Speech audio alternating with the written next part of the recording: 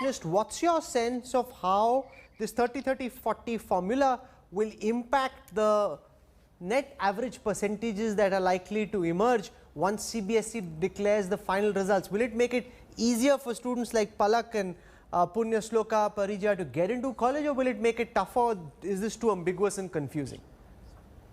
So let me break it into two parts. One is how should they be given marks based on what they did in 10th, 11th and 12th? That's one part. Second is, how should the universities where these students have to go, how should they view these marks and what else should they do? I want to touch on that part first, and then I'll come back to the 10th, 11th, 12th question. I think it's time that universities take this issue seriously and don't just deal with one number. I think nobody will disagree if I was to say that one number doesn't capture everything. We are too obsessed by one number and one book. No, so what are you proposing? So I am saying, like many universities have started doing, and it's done. It's not unusual in many parts of the world. While selecting students, give some weightage to a personal interview. Give a third of the weightage.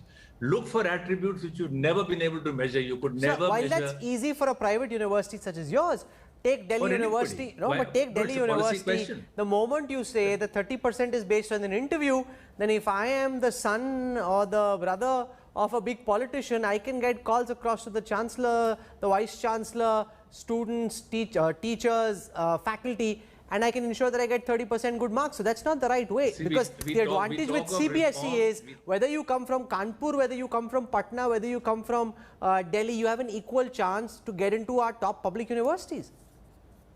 So anyway, I could spend time, I disagree, I could spend time because it's high time we gave some responsibility to universities to see what's coming in.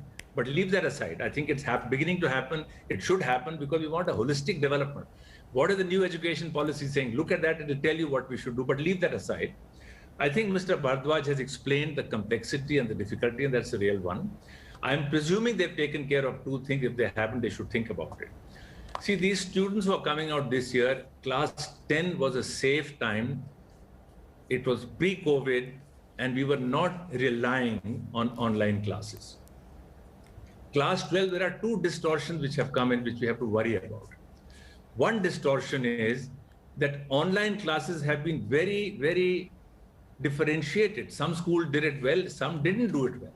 So for no fault of the student, you may have a performance variance happening, not because of the caliber of the student, but because of the situation of the school and the family's ability to support with technology and Wi-Fi and so on. That's a very important point you make. That's a very important point. I want to make. Can I just go across to Dr. Bhardwaj and get his response on this? Because, so, let me say the I'm coming back to you, Dr. Pawar, in just a moment. Let's hear from Dr. Bhardwaj on this point.